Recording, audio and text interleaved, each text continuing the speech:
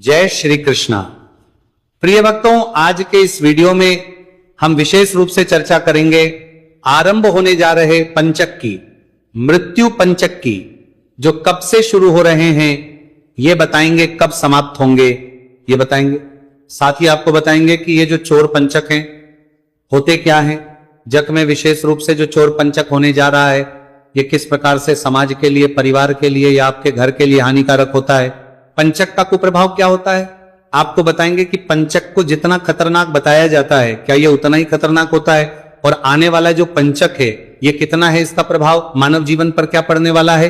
इन 5 दिनों में आप क्या कर्म करें और क्या नहीं करें, अर्थात इन 5 दिनों में वो कौन से काम है जो हमें भूल के भी नहीं करने चाहिए, अन्यथा उसके घोर दुष्परिणाम होते हैं, और कौन से कार्य हैं जो इसमें करने के लिए उत्तम कहे गए। इस प्रकार से संपूर्ण जानकारी आने वाले पंचक के विषय में इस वीडियो के माध्यम से प्रदान की जाएगी। आपसे निवेदन है कि वीडियो यदि थोड़ा सा भी उपयोगी लगे तो एक बार लाइक अवश्य कीजिएगा। पंचक के दुष्प्रभाव से बचने के लिए कमेंट बॉक्स में अवश्य लिखिएगा ओम शं शनैश्चराय नमः, क्योंकि ये मृत्यु पंचक है और इस पर शनिदेव का बड़ा प्रभाव होता है। प्रिय भक्तों, अगर आप चैनल पर नए हैं तो सब्सक्राइब कर लीजिए, क्योंकि ये प्रतिष्ठित ज्योतिष संस्थान का चैनल है। यहां सभी जानकारी ज्योतिष शास्त्र और पुराणों के आधार पर ही प्रदान की जाती है। सब्सक्राइब करेंगे तो वहां एक घंटी का निशान बना हुआ आएगा, एक बेल आइकॉन बना हुआ आएगा, उसको अवश्य, तभी आपको हमारे आगे के सारे वीडियो मिलेंगे, अन्यथा आपसे जानकारी छूट जाएगी। आइए बात करते हैं आने वाले पंचक की। प्रिय भक्तों, हिंदी महीनों के अनुसार अगर हम देखें तो आषाढ़ का महीना आरंभ हुआ है और अंग्रेजी कैलेंडर के अनुसार जुलाई। बड़ी विशेष बात यह है कि इस महीने में 2 बार पंचक की शुरुआत होगी और ये सदा होने वाला कार्य नहीं है। प्रथम बार जो पंचक आरंभ हो रहे हैं इसकी शुरुआत हो रही है 3 तारीख को, जब 12 बजे के बाद को 4 तारीख लग जाएगी तो 12:48 पर पंचक आरंभ होंगे और इसका समापन होगा 8 जुलाई को, बुधवार का दिन रहेगा, शाम को 4 बजे। इस प्रकार 4, 5, 6, 7 और 8 इन 5 दिनों में पंचक रहेंगे। तो सबसे पहले यह समझना बड़ा आवश्यक है कि यह पंचक क्या होता है और पंचक का निर्धारण कैसे होता है। क्या सभी पंचक खतरनाक होते हैं, हानिकारक होते हैं, या कुछ पंचक ऐसे भी होते हैं जिनके दुष्प्रभाव नहीं होते, और ये जो पंचक है इसका क्या दुष्प्रभाव है या हानि है। प्रिय भक्तों, आप सभी जानते हैं कि 27 नक्षत्र कहे गए हैं। हमारे शास्त्र में 27 नक्षत्र हैं जिनके आधार पर गणना होती है, और चंद्र ग्रह जो है सदा निरंतर गतिमान रहते हैं। सूर्य है, चंद्र है। चक का निर्धारण जो है चंद्रमा के गोचर में प्रवेश से निर्धारित होता है। इन 27 में से 5 नक्षत्र ऐसे कहे गए हैं जिनमें जब भी कभी चंद्रदेव गोचर करेंगे तो उन 5 दिनों में पंचक रहेंगे ही रहेंगे। अब उनका प्रभाव कैसा होगा, उनका नाम क्या होगा पंचक का, वो इससे निर्धारित होता है कि वो किस वार से आरंभ हो रहे हैं। जिस वार से आरंभ होते हैं उसके अनुसार उनका प्रभाव निर्धारित होता है। उन दिनों में किस देवता की विशेष पूजा करनी चाहिए यह भी उसी के अनुसार निर्धारित होता है। पंचक किस वार से आरंभ हो रहा है, इससे इसकी हानि और लाभ निर्धारित होता है। कितना खतरनाक है, कितना भयानक है, कितने दुष्परिणाम, ये इसी पर निर्भर करता है कि किस बार से पंचक शुरू हो रहा है। पहले मैं आपको वो 5 नक्षत्र बता देता हूं जिनमें चंद्रमा का गोचर होने पर पंचक आरंभ होता है। नक्षत्र है प्रथम धनिष्ठा, द्वितीय क्षत्विका, तृतीय पूर्व भाद्रपद, चतुर्थ उत्तरा भाद्रपद और 5वां रेवती। इस प्रकार से ये 5 नक्षत्र है। इन 5 नक्षत्रों से जब भी चंद्रदेव निकले तो ही आरंभ होंगे कि 5 दिन का समय इन नक्षत्रों से निकलने में चंद्रदेव को लग जाता है। तो इन 5 दिनों में चंद्रदेव इन नक्षत्रों से, चंद्रदेव निकलने में नक्षत्रों से निकलते हैं, गुजरते हैं या गोचर करते हैं, उन्हीं 5 दिनों को कहते हैं। अब जानते हैं कि ये जो है इनका नाम निर्धारित कैसे होता है, अर्थात किस वार से आरंभ होने वाले को क्या कहते हैं, रविवार से आरंभ करते हैं। यदि रविवार से आरंभ होता है वह रोग कहलाता है, ये बीमारियों को बढ़ाता है। और रोग पंचक हानिकारक इसलिए क्योंकि इससे भयानक बीमारियां उत्पन्न होने के खतरे बढ़ जाते हैं। इसीलिए मनुष्य को इन दिनों में सावधान रहने की आवश्यकता है। सोमवार से जो आरंभ होता है उसे राजक कहते हैं।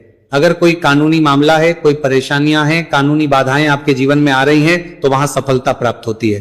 तीसरा होता है जो मंगलवार से आरंभ होता है, उसे कहते हैं हम अग्नि पंचक। अग्नि पंचक का बड़ा खतरा यह है कि जो आगजनी के मामले हैं ये बढ़ जाते हैं, आग लगने भावनाएं बढ़ जाती हैं। इसीलिए इस प्रकार की चीजों में हमें सावधान रहना चाहिए। चौथा, अगर हम बात करें तो बुधवार को अगर पंचक शुरू हो और गुरुवार को पंचक शुरू हो तो ये दोनों ही दिन शुभ माने जाते हैं। इन दिनों को या इन पंचकों को अशुभ पंचक नहीं माना जाता है। शुक्रवार को जो पंचक शुरू हो तो उसे चोर पंचक कहा जाता है, ये हानि उत्पन्न करता है। इस पंचक में न यात्राएं करने चाहिए, बड़ी इन्वेस्टमेंट करने से, निवेश से बचना चाहिए, अन्यथा हानि हो सकती है। और व्यापारी गण हैं तो व्यापार के निमित्त जो यात्राओं पे जाते हैं, बिजनेस के लिए जो ट्रिप करते हैं, वो शुक्रवार से आरंभ नहीं करने चाहिए, अन्यथा वहां भी हानिकारक परिणाम हो सकते हैं। इसके बाद आता है मृत्यु पंचक, वो शनिवार से आरंभ होता है। शनिवार से आरंभ होने वाला सबसे अधिक हानिकारक होता है और इसी को मृत्यु पंचक कहा जाता है। जिस प्रकार इसका नाम है ना, उसी प्रकार के इसके प्रभाव भी है। पर यहां पे एक चीज का ध्यान देना चाहिए आपको। अब ऐसा नहीं है कि इसका नाम मृत्यु पंचक है तो सर्वत्र मृत्यु ही मृत्यु नाश करेगी, सावधान रहने की आवश्यकता है। पर ऐसा नहीं कि आप डर के घर में बैठ जाएं, कुछ करें ही नहीं, इतनी आवश्यकता नहीं है। इसका अभिप्राय केवल ये होता है कि आप सावधान रहे। क्या सावधानियां बरतनी है, उन सावधानियों को बरतते हुए कार्यों को करें। सावधानी बरतना बड़ा आवश्यक है। क्यों? क्योंकि ये जो शनिवार से पंचाक आरंभ होता है ना, उसके स्वामी कौन है? शनिदेव। शनिदेव जो है अकारण किसी को परेशान नहीं करते। इसीलिए मैं आपसे कह रहा हूं कि आपको सावधान रहने की आवश्यकता है। शनिदेव दंडित करते हैं अपराधी को, उन्हें अनुचित कार्य बिल्कुल भी प्रसन्न नहीं कर सकता। जो अनुचित कर्म करता है, अपराध करता है, वह शनिदेव से सर्वाधिक दंडित होता है। शनिदेव जो है न्याय करने वाले हैं और न्याय करने कठोर तो होता है। इसीलिए अगर आप सही प्रकार से अपने जीवन के नियमों का पालन करते हुए चलेंगे तो शनिदेव आपको कोई हानि नहीं पहुंचाएंगे। जैसा कि मैंने आरंभ में बताया, ये पंचक जो है 4 तारीख से आरंभ हो रहे हैं। 3 तारीख की मध्य रात्रि को 12 बजे के बाद जब 4 तारीख लग जाएगी ना, तो पंचक आरंभ हो रहे हैं। इसीलिए 4 से 8 तक ये पंचक रहेंगे। अब अधिक परेशानी की बात तब हो जाती है जब लोग डराना आरंभ कर देते हैं। सोशल मीडिया पर आज प्रत्येक मनुष्य है, वहां पे खूब भर भर के डराया जा रहा है। सावधान, मृत्यु पंचक आरंभ हो रहा है, पंचक आरंभ हो रहा है। पंचक आरंभ लोगों में हो जाता है। अब हमारे पास बहुत से कमेंट्स आप में से बहुत से दर्शकों के आते हैं, तो आपके अधिकतर सवाल इसी समय इसी प्रश्न पर है कि जब पंचक चल रहे हैं पंडित जी, तो प्रतिदिन की पूजा में क्या कुछ नया करना है? क्या आसान महीने का अगर हम कोई व्रत नियम आदि लिए, उसमें कोई परेशानी होगी? क्या क्या करना चाहिए, क्या नहीं करना चाहिए? वो कौन सी सावधानियां जो बरतनी चाहिए, कौन से काम है जो पंचक में नहीं करने? आइए इस विषय पर हम चर्चा करते हैं। देखिए, सबसे पहले तो प्रतिदिन की पूजा पाठ की बात करें, उस पर पंचक का कोई रोक टोक नहीं होती, कोई किसी प्रकार की बाधा नहीं होती। आप पंचक जिस प्रकार से चल रहे हैं उनको चलने दीजिए। आप अपने पूजा पाठ जो है प्रतिदिन की जैसे करते हैं वैसे ही करते जाइए। हाँ, जो कुछ कार्य है ना, उन पर प्रतिबंध होता है। कुछ कार्य जो सावधानी के रूप में आपको नहीं करने चाहिए। इसके विषय में मैं आपको बताता हूं कि कौन से काम हैं जो इन 5 दिनों में विशेष रूप से नहीं करने हैं। उसमें सबसे प्रमुख आता है लकड़ी की वस्तुओं का कोई भी नया कार्य। जैसे आपने अपने घर के लिए कोई लकड़ी का फर्नीचर लाना है, लकड़ी से बना हुआ कोई नया काम घर में करवाना है, ये इन पंचकों में शुरू ना कीजिए। पहले से चल रहा हो काम तो कोई बात नहीं, शुरू नहीं करना है। इन दिनों में पंचक के समय में, इन पंचक में यदि आप लकड़ी का कोई भी कार्य शुरू करते हैं तो वह अशुभ परिणाम लेके आता है। अब करवाना ही पड़े। मान लो कई बार ऐसा होता है जी कि इसके बिना काम ही नहीं चलेगा, तो करवाना। तो जब आपका वो लकड़ी का काम हो जाए उसके बाद आपको घर में हवन अवश्य कराना चाहिए। दूसरी बात, दक्षिण दिशा की ओर यात्रा नहीं करनी चाहिए। क्यों? क्योंकि जो दक्षिण दिशा है ना, उसे यम की दिशा कहा गया है। और यम की दिशा में जब आप यात्रा करते हैं पंचक में, वो मृत्यु पंचक में, तो ये हानिकारक हो सकती है, इसके अशुभ परिणाम हो सकते हैं। परंतु अब बहुत सारे लोग हैं, उनको जाना पड़ सकता है, कुछ इमरजेंसी हो सकती है, तो क्या करें? जिससे कि किसी भी प्रकार की हानि होने की संभावना को टाला जा सके, तो इसके लिए आपको गायत्री होम करके घर से निकलना चाहिए। गायत्री होम करके और फिर आप घर से निकलिए, ये इसका उपाय है। तीसरा, आपको इन दिनों में मकान की छत आदि नहीं डलवानी चाहिए, लेंटर नहीं डलवाना चाहिए। आपका मकान बन रहा है, लेंटर डलना है। पंचक अगर चल रहे हैं तो पंचक में लेंटर छत ना डलवाइए, परिणाम अच्छे नहीं होंगे। अब ऐसे में हो सकता है कि किसी का समय इतना महत्वपूर्ण हो जाए या कोई ऐसी स्थिति उत्पन्न हो जाए जिसमें कि एक कार्य करना ही पड़े तो क्या करें? तो इसके लिए पहले आपको मजदूरों को मिठाई खिलानी चाहिए और मिठाई बांटने के बाद, उनको मिठाई खिलाने के बाद फिर आपको यह कार्य करना चाहिए। जब पंचक चल रहा हो तो आपको गृह प्रवेश नहीं करना चाहिए। आपने कोई नया मकान बनाया है, नया मकान खरीदा है, उसमें जो गृह प्रवेश होता है ना, वो पंचक के दिनों में आपको आरंभ नहीं करना चाहिए। पंचक के दिनों में उसको नहीं करना चाहिए। मान लीजिए आप कोई नया मकान बना रहे हैं, नए मकान के लिए नींव खुदाई हो रही है, नींव खोद रहे हैं, वो नींव खुदाई जो है वो भी पंचक में ना करें। अर्थात मकान को बनने की जो प्रक्रिया आरंभ होती है वो नींव से मानी गई है, तो नींव की खुदाई पंचक में कभी शुरू नहीं करनी चाहिए। और यदि पंचक के समय किसी की मृत्यु हो जाती है तो उसके अंतिम संस्कार की जो प्रक्रिया है ना, वो पूरी तरह से अलग हो जाती है, उसमें ध्यान देने की आवश्यकता है। उसके लिए सबसे उत्तम तो यह रहेगा कि आपके यहां कोई भी जो विद्वान ज्योतिष का ज्ञाता अच्छा ब्राह्मण है, उससे आप परामर्श करें, वो आपको सलाह देंगे। अन्यथा इसमें शव के साथ में 5 पुतले जलाए जाते हैं। अगर ऐसा नहीं करते हैं तो इसका दुष्परिणाम जो कहा गया है वो इस प्रकार कहा गया है कि इसके बाद परिवार में एक एक करके 5 मृत्यु और होती है। इसीलिए इसमें सदा सावधान रहना चाहिए। अंतिम संस्कार कभी भी किसी का हो रहा हो तो ध्यान दीजिए कि पंचक ना हो, और अगर पंचक है तो उसका नियम यह कहा गया है कि या तो कुशाघास के 5 पुतले बनाएं और वो उसके साथ संस्कार में, या आटे के 5 पुतले बनाकर उनको जला सकते हैं। इस प्रकार से संस्कार करना चाहिए। बाकी आप अपने नजदीकी जो भी आपके यहाँ अच्छे आचार्य हैं, ब्राह्मण हैं, उनसे संपर्क करें। वो आपके क्षेत्र के अनुसार और आपको दिशा निर्देश देंगे।